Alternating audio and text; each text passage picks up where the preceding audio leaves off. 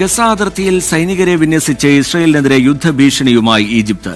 Sinai ഉപദ്വീപിലെ സൈനിക വിന്യാസത്തിനെതിരെ ഈജിപ്തിൽ സമ്മർദ്ദം ചെലുത്തണമെന്ന് അമേരിക്കയോട് ഇസ്രയേൽ ആവശ്യപ്പെട്ടു.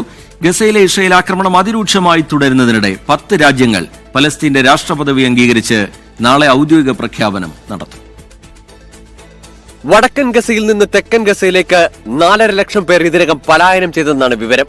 പലായനം ചെയ്യുന്നവരെ കൊലപ്പെടുത്താൻ ഡ്രോൺ ആക്രമണത്തിലൂടെ ഇസ്രയേൽ ശ്രമിക്കുന്നുവെന്ന് റിപ്പോർട്ടുകളുമുണ്ട്. ഗസയിൽ നിന്നുള്ള നിർബന്ധിത പലായനം തുടരുന്ന പശ്ചാത്തലത്തിൽ ഈജിപ്ത് സിനായ് ഉപദ്വീപിൽ ദീർഘദൂര മിസൈലുകളും ടാങ്കുകളും ആയിരക്കണക്കിന് സൈനികരെയും വിന്യസിച്ച് ഇസ്രയേലിനെതിരെ യുദ്ധഭീഷണി മുഴക്കി. ഗസയിൽ ഇസ്രയേൽ നടത്തുന്ന യുദ്ധം പലസ്തീൻ അഭയാർത്ഥികളെ അതിർത്തി കടന്ന് സിനായ് പ്രദേശത്തേക്ക് കടക്കാൻ പ്രേരിപ്പിക്കുമെന്നും അത് ദേശീയ സുരക്ഷയ്ക്ക് ഭീഷണിയാണെന്നും ഈജിപ്ത് പറയുന്നു.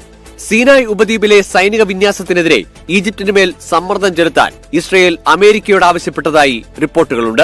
അതിനിടെ ഐക്യരാഷ്ട്രസഭ പൊതുസഭ വാർഷിക സമ്മേളനത്തിന് മുന്നോടിയായി ബ്രിട്ടൻ, ബെൽജിയം, കാനഡ, ഓസ്ട്രേലിയ തുടങ്ങിയ 10 രാജ്യങ്ങൾ പലസ്തീന്റെ രാഷ്ട്രപദവി അംഗീകരിച്ച് നാളെ ഔദ്യോഗിക പ്രഖ്യാപനം നടത്തും.